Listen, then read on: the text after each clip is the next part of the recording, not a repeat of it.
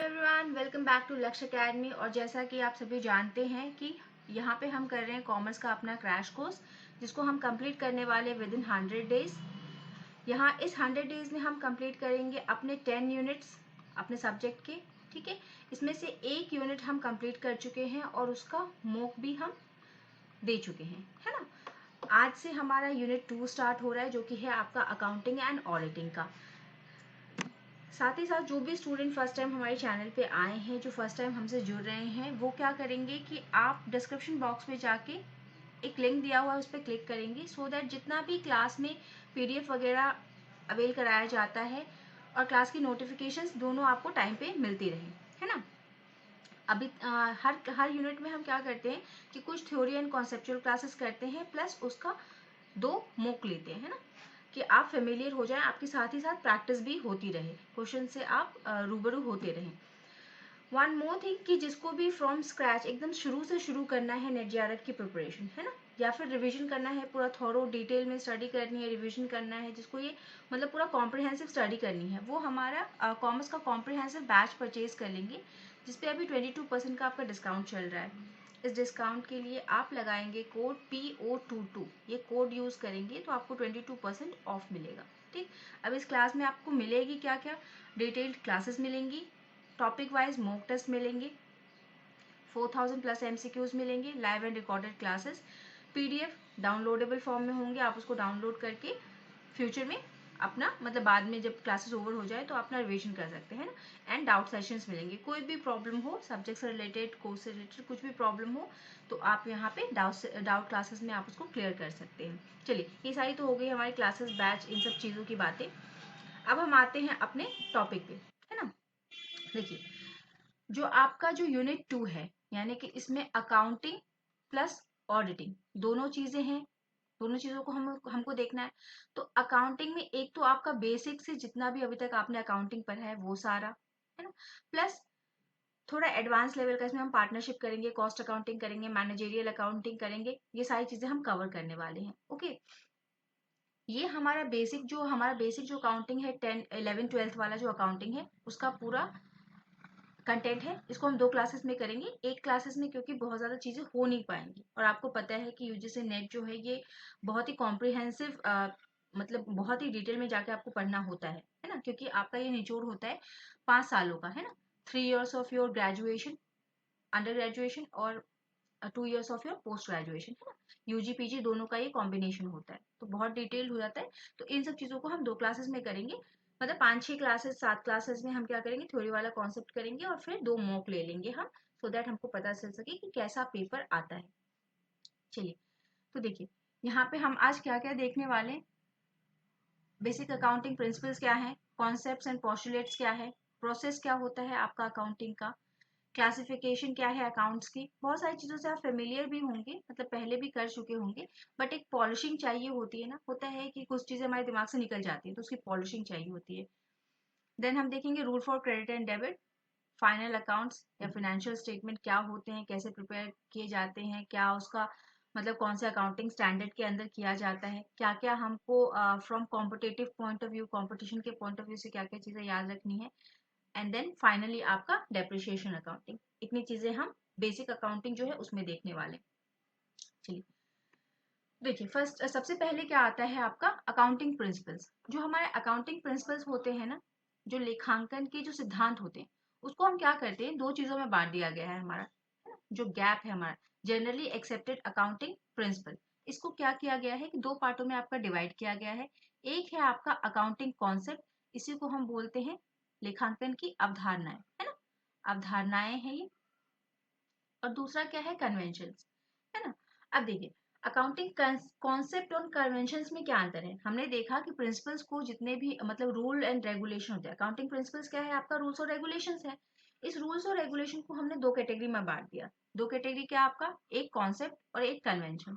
अब इन दोनों में डिफरेंस क्या होता है कि ये यहाँ पे देखिए कुछ नाम आपको मैच करते हुए मिलेंगे, जैसे कि यहाँ पे डिस्क्लोजर का आएगा, मटेरियलिटी आएगा, तो दोनों में चीजें सेम है, बट फिर भी हमने क्यों इसको 2 अलग अलग कैटेगरी में बांटा। अब देखिए, कॉन्सेप्ट क्या होता है, कुछ अवधारणाएं होती है, कुछ रिटन रूल होते हैं, आपके लिखित रूल होते हैं, है ना। रूल्स एंड रेगुलेशन जो लिखित है हमको ये फॉलो करने ही करने हैं, चाहे इसका कोई मतलब हो या ना हो, हमको ये करना ही करना है। कन्वेंशंस क्या है? कन्वेंशंस ये है जो परंपरागत चली आ रही है ना लेखांकन में, जो भी जो बोलते हैं कि कुछ पद्धतियां चली आती हैं, मतलब ट्रेडिशनल वे में वो चलती चली आती हैं। जैसे हमारा हमारा इंडिया क्या है, पितृसत्तात्मक है ना। यहाँ पे मतलब फादर के बाद फादर का जो वंश, मतलब फादर की चीजों को कौन कैरी ऑन करता है, तो सन कैरी ऑन करता है, बेटा कैरी ऑन करता है। तो वैसे ही कुछ कन्वेंशंस हैं जो बहुत पुराने टाइम से लेखांकन में चली आ रही हैं, उनको हमने किस में रख दिया, कन्वेंशंस में। और बाकी जितने भी रूल्स एंड रेगुलेशंस हैं वो सारा किस में आ गया, हमारा कॉन्सेप्ट में। दोनों रूल्स एंड रेगुलेशन ही है, बट इसको हमने दो तरीके से बांट दिया। एक जो हमेशा से चलती चली आ रही थी उसी को हमने कैरी ऑन कर लिया, ये हमारे चार होते हैं, इसको हम कन्वेंशंस बोलते हैं। और बाकी जो हमारे रूल्स एंड रेगुलेशन है अकाउंटिंग करने के लिए, उसको हम अवधारणाएं बोलते हैं।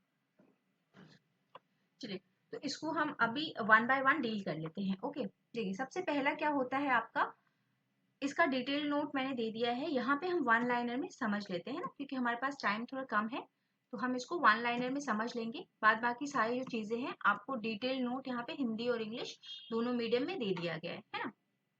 तो देखिए सबसे पहला क्या है आपका कि business entity concept. Business entity concept क्या कहता है आपका, जो व्यवसायिक इकाई का अवधारणा है। इसके कहने का इस कॉन्सेप्ट का मतलब ये होता है कि जो बिजनेस है आपका, है ना, जैसे कि आप मान लीजिए किसी ने कोई कंपनी खोली, एबीसी कंपनी, तो एबीसी कंपनी जो है इसका एक अपना अस्तित्व होगा। मान लीजिए कि जो आपके धीरू भाई अंबानी थे, है ना, उन्होंने एक कंपनी खोली रिलायंस। तो ये जो धीरू भाई अंबानी है और ये जो कंपनी है, दोनों का अपना अपना अस्तित्व है। मतलब हम एबीसी कंपनी को या रिलायंस जो कंपनी है, हम इसको ये नहीं बोलेंगे कि ये धीरू भाई अंबानी की कंपनी है, हम सिर्फ उसको रिलायंस के नाम से जानते हैं। जैसे धीरू भाई अंबानी चले गए, बट रिलायंस अभी भी है ना। अभी मुकेश अंबानी भी चले जाएंगे, क्योंकि ह्यूमन जो है वो हमेशा नहीं रहता, बट कंपनी हो सकता है कि वो परपेचुअली चलती रहे। मतलब ओनर के साथ उसकी कोई कोई उसका लिंक नहीं है। वो कंपनी एक अलग चीज है और ओनर एक अलग चीज है। बिजनेस एंटिटी कॉन्सेप्ट यही कहता है कि सबका अपना, मतलब ऑर्गेनाइजेशन का और उसके ओनर का, दोनों का अपना अपना अलग अलग अस्तित्व है। कंपनी की अपनी एक सील होती है, जैसे एक ओनर है, जैसे ये धीरू भाई अंबानी थे तो उनका एक सिग्नेचर होता होगा। आप अगर कंपनी खोलेंगे तो आपका अपना सिग्नेचर होता है, वैसे ही बिजनेस का अपना सिग्नेचर होता है, जिसको हम क्या बोलते हैं, कॉमन सील बोलते हैं, है ना। तो वो उसका अपना होता है। अगर इसी को इलेक्ट्रॉनिक फॉर्म में देखें तो डिजिटल सिग्नेचर होता है ना। तो कंपनी का एक अपना अस्तित्व है। इस बिजनेस एंटिटी कॉन्सेप्ट के कहने का मतलब कि कंपनी जो है उसका ओनर से कुछ लेना देना नहीं है, उसका अपना एक अस्तित्व है, अपना नाम, अपना ऑब्जेक्टिव, अपना आइडेंटिटी, सब उसका अपना है ना। दूसरा क्या है आपका, money measurement concept. Money measurement concept आपका क्या कहता है अकाउंटिंग में, कि जो मनी मेजरमेंट, कोई भी जो ट्रांजेक्शन हो रहा है बिजनेस में अगर कोई भी ऐसा काम हो रहा है जिसमें पैसों का इन्वॉल्वमेंट है, जिसमें पैसे जुड़े हुए हैं, मनी जुड़ी हुई है ना, पैसा जिसमें जुड़ा है, उन सभी चीजों को हम क्या करेंगे, बिजनेस में रिकॉर्ड करेंगे। यहाँ पे लिखा है कि the business dealings that can be expressed in monetary terms are documented in accounting. ऐसी हर चीज जिसमें कि पैसों का आदान प्रदान हो रहा है ना, या तो बिजनेस में पैसे जा रहे हैं या बिजनेस में पैसे आ रहे हैं, तो जहां भी पैसे आपके मनी इन्वॉल्व होगा ना, उसको हम क्या करते हैं, रिकॉर्ड करते हैं। ये आपका मनी मेजरमेंट कॉन्सेप्ट हो गया।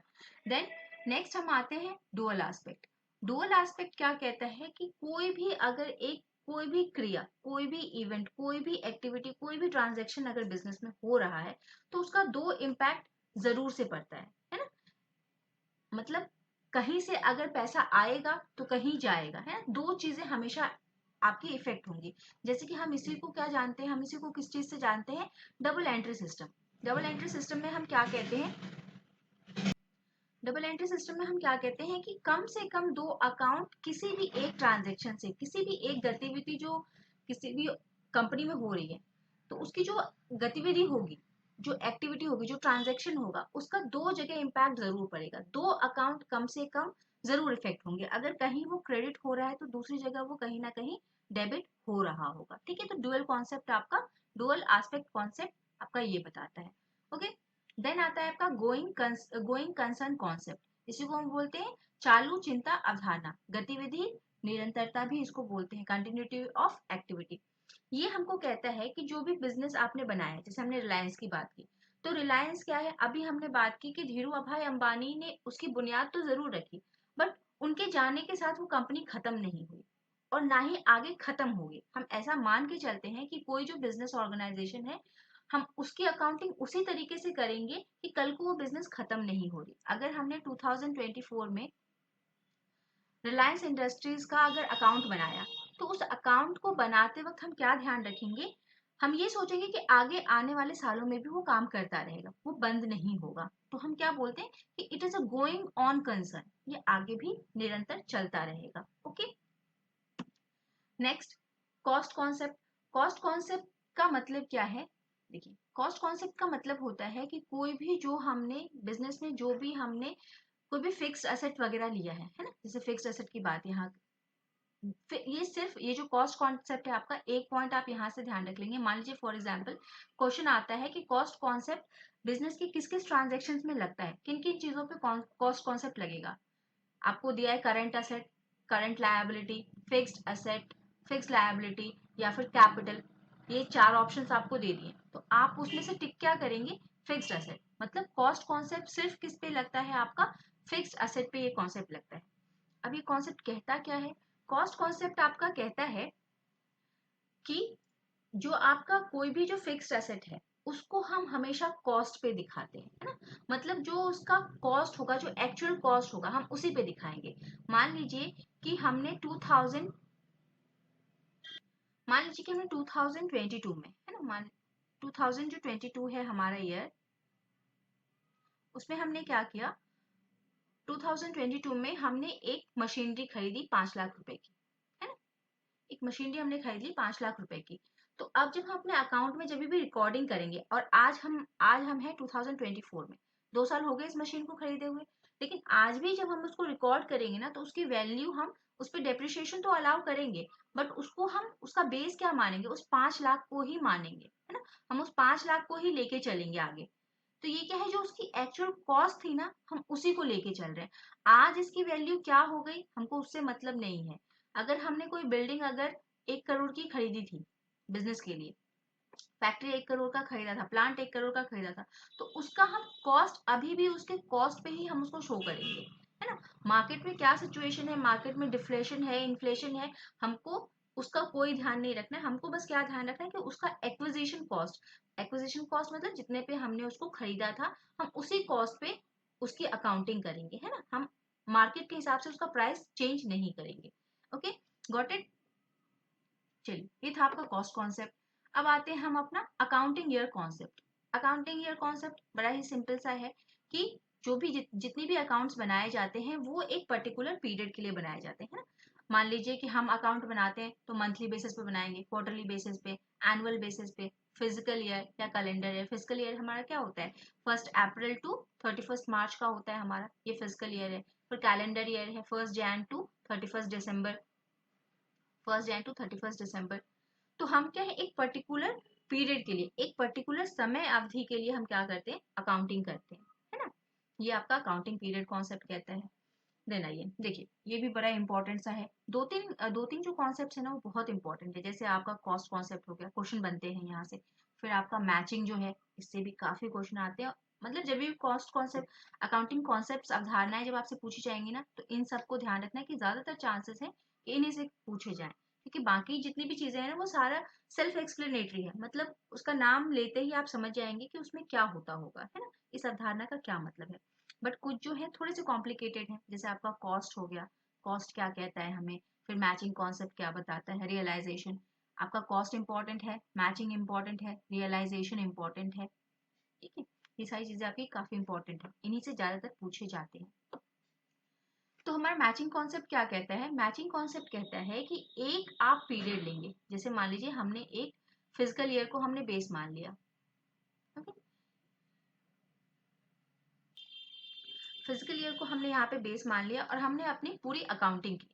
अब क्या करेंगे, ये जो हमारा पीरियड है, ये जो फिजिकल ईयर का हमारा पीरियड है ना, ये जितना भी समय है, फिजिकल ईयर मतलब 1 अप्रैल टू 31 मार्च, ये हमारा फिजिकल ईयर है।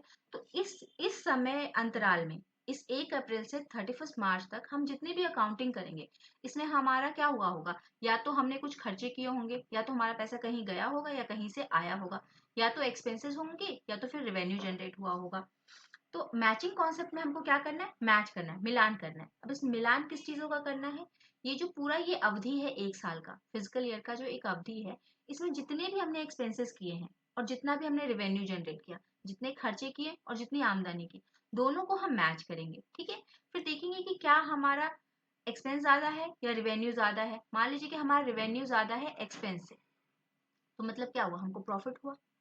ओके, मैचिंग कॉन्सेप्ट में आपको 4 बातें याद रखनी है। पहला कि एक अकाउंटिंग पीरियड होगा, एक हमारा एक समय अंतराल होगा, उस अंतराल में कितना खर्चा कितनी आमदनी। दूसरी बात, पहला एक अंतराल, फिर दूसरा कितना खर्चा कितना आमदनी, ये है मैचिंग। ठीक है, और फिर मैच करने के बाद हम एक्चुअली में पता क्या करते हैं कि हमें क्या हुआ, प्रॉफिट हुआ या लॉस हुआ। तो जब तक आप मैच नहीं करोगे अपने एक्सपेंसेस और रेवेन्यू को, तो आप पता नहीं कर सकते हो ना कि आपको लॉस हुआ या आपको फायदा हुआ। ठीक, तो 3 बातें याद रखेंगे कि एक अकाउंटिंग पीरियड होना चाहिए, फिर हम आइडेंटिफाई करेंगे कि कितना रेवेन्यू और कितना एक्सपेंस। अच्छा, वन फोर्थ एंड इम्पॉर्टेंट चीज, 4 बातें कही थी। एक तो आपका पीरियड, दूसरा रेवेन्यू एंड एक्सपेंस को आइडेंटिफाई करना, फिर उसको मैच करना, एंड फोर्थ बात हमको क्या ध्यान रखनी है कि जो रेवेन्यू और एक्सपेंस की बात कर रहे हैं ना हम, ये हमको एक्चुअली में मिला हो या ना मिला हो। मतलब कि जैसे कि जो हम क्रेडिट करते हैं ना, क्रेडिट पे सेल कर दिया हमने, तो हम उसको भी लिखेंगे कि अगर हमने 5 लाख का सामान उधार पे बेचा है, तो हम उसको भी इंक्लूड करेंगे, है ना, ये भी हमारा इंक्लूड होगा, चाहे वो हमारे हाथ में पैसे आए या नहीं आए, हमारे हाथ से एक्चुअली में गए या नहीं गए, लेकिन उसको भी हम लिखेंगे। ठीक, ये 4 बातें आप इसमें ध्यान रखेंगे। देन आपका आता है रियलाइजेशन।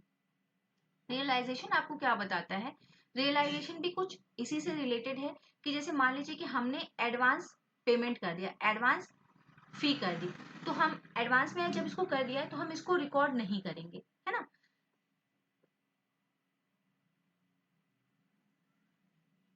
इसको हम रिकॉर्ड नहीं करेंगे क्योंकि रियलाइज, देखिए इसका कॉन्ट्राडिक्शन है। इसमें हम कह रहे हैं कि अगर हमने कर दिया है, और एक्चुअली में भी हम करते यही है कि अगर हमने क्रेडिट पे सेल किया है तो हम क्रेडिट वाला पोर्शन दिखाते हैं, लेकिन रियलाइजेशन इसका थोड़ा सा उल्टा कहता है। रियलाइजेशन कॉन्सेप्ट कहता है कि आपको जब तक एक्चुअली में अर्न ना हुआ हो, जब तक आपको मिलेगा नहीं, रियलाइज नहीं होगा, तब तक आप उसको ना लिखें, है ना। इसके कहने का मतलब है तब तक उसको हम नहीं नहीं लिखेंगे। एंड एडवांस और fee paid is not identified as profit till the goods and services have been transported to the buyer. मतलब जब तक बायर तक नहीं पहुंचेगा वो सामान, तब तक हम एडवांस पेमेंट को कंसिडर नहीं करेंगे। ओके, तो इसीलिए ये जो है थोड़ा कंफ्यूज करने वाली चीजें हैं, इसीलिए आपको इनको ध्यान रखना ज्यादा जरूरी है। कॉस्ट वाला, मैचिंग वाला, रियलाइजेशन वाला, इन सबको 1 2 बार 3 बार 4 बार आपके दिमाग में पढ़ पढ़ के बिठा लीजिए, है ना। चलिए नेक्स्ट हम देखते हैं ऑब्जेक्टिविटी।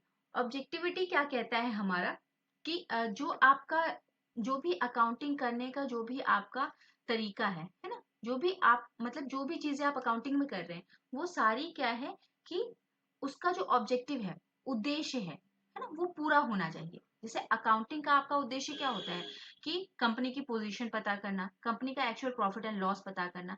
तो आप अकाउंटिंग ऐसी करेंगे जिससे ये ऑब्जेक्टिव, ये जो आपका जो मतलब उद्देश्य था वो पूरा होना चाहिए, है ना। Statements, records of account and financial information as total should not be dependent and free from biasness. मतलब इसमें कोई हमको मिलावट नहीं करनी है। हमको अगर हमारा अगर उद्देश्य है कि हमको ट्रू पिक्चर चाहिए, मतलब असली में वो कंपनी प्रॉफिट कर रही है या नहीं कर रही है, तो हम बिल्कुल सही सही अकाउंटिंग करेंगे, इसमें कोई झोलझाल नहीं करेंगे, है ना। जैसे कि सुना होगा आपने, विंडो ड्रेसिंग होती है, कंपनीज क्या करती हैं, अपने आप को घाटे में दिखा देती हैं टैक्स से बचने के लिए। तो आप ऐसा काम नहीं करेंगे, रूल्स रेगुलेशन के तहत आप ये काम नहीं करेंगे, क्योंकि आपको ऑब्जेक्टिविटी आपका प्रिंसिपल है। देन आपका आता है कंसिस्टेंसी। कंसिस्टेंसी भी काफी इंपॉर्टेंट है, आपका पूछा जाता है। कंसिस्टेंसी मतलब क्या है कि आपने अगर मान लीजिए 2022 में अगर आपने कोई किसी एक रूल के तहत अपनी मशीन्स पे अपने आपने डेप्रिसिएशन लगाया, ठीक है, तो आप 23 में भी उसी पे लगाएंगे, उसी तरीके से डेप्रिसिएशन लगाएंगे, वही मेथड यूज करेंगे, और 24 में भी वही मेथड यूज करेंगे। मतलब आप क्या है, कंसिस्टेंट रहेंगे, संगत रहेंगे, है ना। मतलब कि जो एक बार हमने रूल चुन लिया है, हम उसी रूल के अकॉर्डिंग ईयर बाय ईयर, साल दर साल हम उसी तरीके से अकाउंटिंग करेंगे, है ना, ताकि हम मैच कर पाए। अगर हम अब मैच करेंगे कि हमारा 2022 में कितना प्रॉफिट था, 2024 में कितना था, तो मैच करने के लिए क्या होना चाहिए, बेसिस तो सेम होना चाहिए, है ना। कि मतलब मान लीजिए अगर हम किसी की कॉपी चेक करने जाएंगे, किसी बच्चे का हम फर्स्ट क्लास के बच्चे की कॉपी उठा लेंगे और 12th क्लास के, और उसको मैच करने जाएंगे और दोनों का कंपैरिजन करेंगे कि कौन अच्छा या कौन बुरा, तो हम नहीं कर सकते, है। It is not fair. तो वैसे हमको क्या करना है, कंसिस्टेंट रहना है। कंसिस्टेंट किसमें, अपने प्रिंसिपल्स में, ट्रेडिशंस में हमको क्या रहना है, एक समान रहना है, संगत रहना है। देन आता है आपका डिस्क्लोजर। डिस्क्लोजर आपको बताता है कि जितनी भी कंपनी में ट्रांजेक्शन्स हुए हैं, जो भी चीजें हैं कंपनी में हो रही हैं, इवेंट हो रहा है, ट्रांजेक्शन हो रहा है, उन सबको क्या करेंगे, आप सभी को डिस्क्लोज करेंगे, प्रगटीकरण करेंगे उनका, है ना, कुछ आप छुपाएंगे नहीं, मतलब फुल डिस्क्लोजर होना चाहिए। Then materiality. मटीरियलिटी आपका क्या कहता है कि it shows that all significant facts, इसी से मिलता जुलता है, डिस्क्लोजर से ही मिलता जुलता है मटीरियलिटी। मटीरियलिटी आपको बताता है कि जितना भी सिग्निफिकेंट फैक्ट होगा, जो महत्वपूर्ण तथ्य हैं, है ना, उन सबको आपको रिकॉर्ड करना है and disclose in the books of account. Disclosure और मटीरियलिटी दोनों थोड़े बहुत सेम है, मतलब बहुत ज्यादा सेम है, थोड़ा सा डिफरेंस है। थोड़ा सा डिफरेंस क्या है कि यहाँ पे ये कहता है कि you can ignore the information that is not significant. मतलब मान लीजिए कोई ऐसी छोटी सी, बहुत छोटी सी बात ऑर्गेनाइजेशन में हुई, मतलब 1-2 रुपए का कोई हो गया, तो उसको आप इग्नोर कर सकते हैं। मटेरियलिटी आपको कहता है कि जो इम्पोर्टेंट नहीं है, भौतिकता, मतलब जो बहुत ज्यादा इंपॉर्टेंट नहीं है ना, जिससे कोई फर्क नहीं पड़ने वाला, उसको आप छोड़ सकते हो। लेकिन डिस्क्लोजर वाला क्या कहता है कि आपको सारी चीजें बतानी है, फुल डिस्क्लोजर होना चाहिए। ओके, तो समझ गए दोनों में डिफरेंस। लास्ट कॉन्सेप्ट आपका क्या है, लास्ट कॉन्सेप्ट, यहाँ प्रिंसिपल लिखा है, बस लास्ट में आपको क्लियर कर देते हैं कि प्रिंसिपल और कॉन्सेप्ट की बातें। लास्ट में आपका क्या है, कंजर्वेटिज्म। ये भी बहुत important, very very important. Okay, किसी भी ऑर्गेनाइजेशन की सक्सेस के लिए ना, कंजर्वेटिज्म, या इसी को हम क्या कहते हैं, प्रूडेंस कहते हैं, है ना, रूढ़िवादिता, प्रूडेंस। इसमें हम क्या कहते हैं कि जितने भी कंपनी में लायबिलिटीज और एक्सपेंसेस हैं, लॉसेस हैं, लायबिलिटीज हैं, एक्सपेंसेस हैं, जिससे आपका जो प्रॉफिट है वो कम हो सकता है ना, मतलब आपका प्रॉफिट कम दिख सकता है, उन सब चीजों को आप ध्यान में रखेंगे। जैसे हम प्रोविजन फॉर बैड डेट बनाते हैं, मतलब भविष्य में अगर हमको कोई नुकसान होने वाला है, हम अपने नुकसान की चीजों को ज्यादा ध्यान में रखेंगे, फायदे से, फायदे वाली चीजों को थोड़ी देर के लिए हम भूल भी जाएंगे। बट जितना भी हमको नुकसान होने वाला है, लॉस हो सकता है, हमारा खर्चा बढ़ सकता है कल की डेट में, हमको टैक्स के लिए प्रोविजन करना है, जो बचत करना है हमको, है ना, तो उसके लिए हम पहले से तैयार रहेंगे। प्रूडेंस हमारा या कंजर्वेटिव में हमको यही बात बताता है कि हमको क्या करना है, अपने आप को इस स्थिति में रखना है कि कल अगर हमको पैसों की जरूरत पड़ती है, कल अगर हम थोड़ा कम भी प्रॉफिट कमाते हैं, तो हम सरवाइव कर सकते हैं ना। जैसे प्रोविजन फॉर बैड डेट हमने बना लिया, इससे क्या होगा कि अगर हमको वो पैसा वापस आ जाएगा तब तो बहुत अच्छी बात है, बट अगर नहीं भी आया तो हमारी कंपनी पे इम्पैक्ट ना पड़े। हमने प्रोविजन फॉर टैक्सेशन बना लिया, प्रोविजन फॉर एम्प्लॉय को अगर कोई एक्सीडेंट हो सकता है तो उसके लिए हमने प्रोविजन बना के रख लिया, जनरल रिजर्व्स बना के रख लिए। तो ये सब हमें क्या करता है, हमारी कंपनी की स्थिति को मजबूत करता है। इसीलिए इसको हम क्या बोलते हैं, कंजर्वेटिज्म या फिर प्रूडेंस, मतलब बुद्धि और विवेक का यूज करना, अकाउंटिंग करते वक्त अपने बुद्धि का यूज करना। फॉर एग्जाम्पल, जैसे मान लीजिए अगर आप सेविंग, घर की बात कर लीजिए, अगर आप घर में सेविंग्स करते हैं, तो इससे क्या है कि अगर कल को कोई बुरी सिचुएशन भी आ जाए, है ना, तो आप उसको टैकल कर सकते हैं।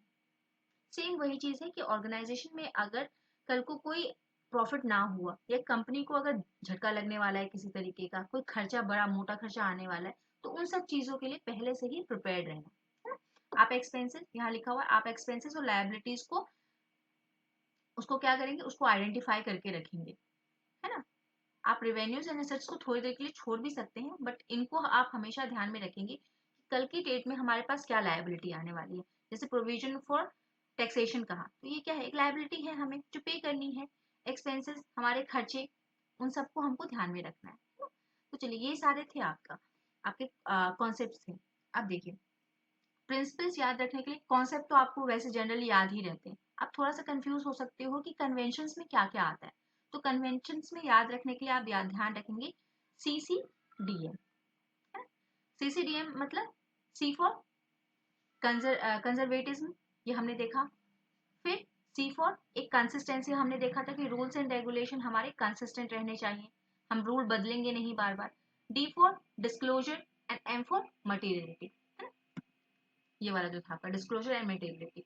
तो कन्वेंशन के लिए आप याद रखेंगे CCDM, conservatism, consistency, disclosure and materiality. Okay, तो इस तरीके से आपका आज हमने क्या कवर किया, हमने कवर किया आपके कॉन्सेप्ट्स एंड आपका क्या है कॉन्सेप्ट्स हमने देखे, और हमने क्या देखा, एक प्रिंसिपल्स। ओके, एक छोटा सा चीज और कर लेते हैं हम आज की क्लास में। आप बाद बाकी जाके अपनी तरफ से भी एफर्ट लगाएंगे, जैसे कि हमने टैगलाइन रखा, टैगलाइन हमने सोचा हुआ है अपने इस क्लासेस का कि थोड़ा सा हमारा एफर्ट और बाकी आपका डेडिकेशन है ना, तो दोनों चीजों का कॉम्बिनेशन जब तक नहीं होगा एग्जाम्स क्रैक करना उतना पॉसिबल नहीं है ना।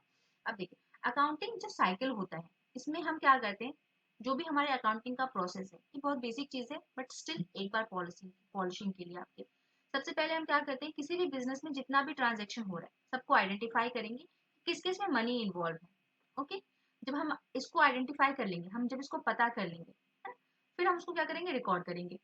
इस रिकॉर्डिंग को हम क्या बोलते हैं, जर्नलाइजिंग। जर्नल एंट्रीज हम करते हैं, रिकॉर्ड करना मीन्स जर्नल एंट्री करना। देन जर्नल एंट्री करने के बाद हम क्या करते हैं, posting to the journal ledger, जैसे जितने भी ट्रांजेक्शन हुए सामने सबको क्या क्या बस लिखते चले गए कि आज ये ट्रांजेक्शन हुआ, ये ट्रांजेक्शन हुआ, ये ट्रांजेक्शन हुआ। फिर उसको क्या करेंगे, उसको हम क्या करते हैं, कैटेगरीज में बांट देते हैं, क्योंकि जब अगर अगर मान लीजिए कि साल के एंड में अगर हमसे किसी ने पूछ दिया कि भाई आप बताइए आपके परचेजेस में कितना परचेज किया है आपने, कितने का टोटल परचेज हुआ, परचेज में कितना खर्चा आया, तो एक परचेज में क्या होता है, परचेज ऑर्डर का कॉस्ट आएगा, फिर उसको लाने ले जाने का कैरियज का कॉस्ट आएगा, ऑर्डर करने का कॉस्ट, परचेज मटेरियल का अपना कॉस्ट, बहुत सारे कॉस्ट होते हैं ना। तो ये सारे कॉस्ट को अगर हमसे परचेज का किसी ने पूछे तो अब वो सारा तो हम एक साल का रिकॉर्ड चेक नहीं करने जाएंगे, तो हम क्या करते हैं, अलग अलग नाम से हम क्या करते हैं, खाते खोल देते हैं। इन्हीं खातों को आप क्या बोलते हो, लेजर्स बोलते हो। फिर इस जर्नल एंट्री में से जहां जहां परचेज आया होगा उस सबको उठा करके हम परचेज वाले अकाउंट में उसकी एंट्री कर देंगे। ओके, देन अगर कोई एडजस्टमेंट है, मान लीजिए जैसे परचेज की हमने बात की, तो अब कुछ हो सकता है जब हमने परचेज किया था तो कुछ रिटर्न भी हो गया होगा, तो उसको एडजस्ट कर देंगे, है ना। फिर एडजस्टमेंट करते हैं, लेजर्स के बाद हम एडजस्टमेंट करते हैं, जो अनएडजस्टेड होगा ना उसको कैलकुलेट करके एडजस्ट कर देंगे। Okay, making adjusted entries. फिर क्या करते हैं, हम ट्रायल बैलेंस बनाते हैं अपना, है ना। ट्रायल बैलेंस क्या है, हमारी एक्यूरेसी को चेक करने का तरीका है ना, कि जो भी जितना भी हम लेजर से उठा के, लेजर से हमने जितनी भी लेजर्स में एंट्री की है वो सारा सही तो है ना, कोई कैलकुलेशन मिस्टेक तो नहीं होगी, कुछ छूट तो नहीं गया हमसे, कुछ ओमिशन तो नहीं हो गया, कुछ कमीशन का एरर तो नहीं हो गया, ये हम आगे पढ़ेंगे ये सब क्या होते हैं। जब ट्रायल बैलेंस बना लेंगे फिर हम फाइनेंशियल स्टेटमेंट बनाएंगे। फाइनेंशियल स्टेटमेंट में आप क्या क्या बनाते हैं, ट्रेडिंग बनाते हैं, पीएल बनाते हैं एंड बैलेंस शीट। इसमें से भी दो आपके मेन इंपॉर्टेंट है, balance sheet, PL and balance sheet her company बनाती है, ठीक है, आगे ये सब डील करने वाले, बट स्टिल एक ओवरव्यू। एंड देन लास्ट में हम क्या करते हैं, अपनी क्लोजिंग एंट्रीज करते हैं। तो आपका कौन कौन से स्टेप आ गए, सबसे पहले हमने आइडेंटिफिकेशन किया, कौन कौन सी एंट्रीज हैं जिसमें मॉनेटरी ट्रांजेक्शन हुए हैं। सोर्स डॉक्यूमेंट, जब ट्रांजेक्शन हुआ होगा तो रिसिप्ट मिला होगा हमें, है ना, रिसिप्ट इनवॉइस ये सब मिले होंगे, तो ये सोर्स डॉक्यूमेंट से हम क्या करेंगे, आइडेंटिफाई करेंगे कि किस तरीके का है। फिर हम उसकी रिकॉर्डिंग करेंगे, books of original entry, journal. फिर हम क्या करेंगे, क्लासीफाई करेंगे, पहचानेंगे कि कौन सा परचेज में जाना चाहिए, परचेज में क्या क्या हुआ, फिर सेल्स में क्या क्या हुआ, कौन सा असेट आया, ये सारी हम लेजर अकाउंट्स में डालेंगे। देन समराइजिंग, सबको समराइज करके एक ही अकाउंट में सारी चीजों को लेके आ जाएंगे, एक्सपेंसेस को, असेट्स को, कैपिटल को, सारी चीजों को हम एक ही में लेके आ जाएंगे, है ना। एंड देन हम क्या करेंगे, फाइनल अकाउंट्स बनाएंगे। फाइनल अकाउंट हमने देखा कि एक है आपका ट्रेडिंग, फिर पीएल और फिर बैलेंस शीट। ये दो तो एकदम मस्ट है बनाना। ये हमको क्या बताता है, प्रॉफिट एंड लॉस बताता है कि पूरे एक साल की जो हमने गतिविधि की उसमें प्रॉफिट हुआ या लॉस हुआ। और फिर बैलेंस शीट हमको क्या बताता है कि कंपनी की पोजीशन क्या है अभी, है ना। तो ये सारा आपका क्लास था, आपको डिटेल नोट्स दे दिए गए हैं हिंदी इंग्लिश में, जाके पीडीएफ डाउनलोड कर लेंगे ऐप से, वो लिंक जो दिया है आपको डिस्क्रिप्शन बॉक्स में, वहां से जाके आप डाउनलोड कर लेंगे और रिविजन कर लेंगे। ओके, बाकी चीजें हम कल कंटिन्यू करेंगे। जाते जाते जिनको भी कॉम्प्रिहेंसिव बैचेस लेने हैं, कॉम्प्रिहेंसिव थॉरो स्टडी करनी है, कॉम्प्रिहेंसिव बैच हमारा चल रहा है कॉमर्स का, परचेज कर लेंगे, 22% का अभी ऑफ है। कोड लगाएंगे आप PO22, ठीक है, ये कोड लगाएंगे आप। चलिए, that's all. Thank you everyone. Thank you for joining the session. Have a nice day.